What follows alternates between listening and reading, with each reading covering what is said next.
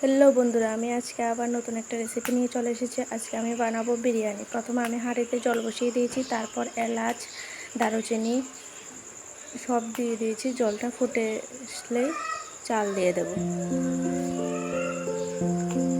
জলটা আমার এখনই ফুটে আসবে। আপনারা চাইলে প্রেসার কুকারও করতে পারেন। চালটা দিয়ে দিয়েছি।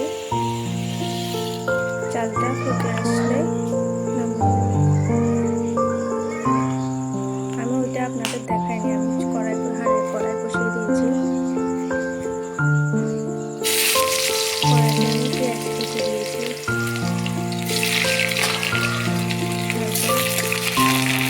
নেড়ে চেড়ে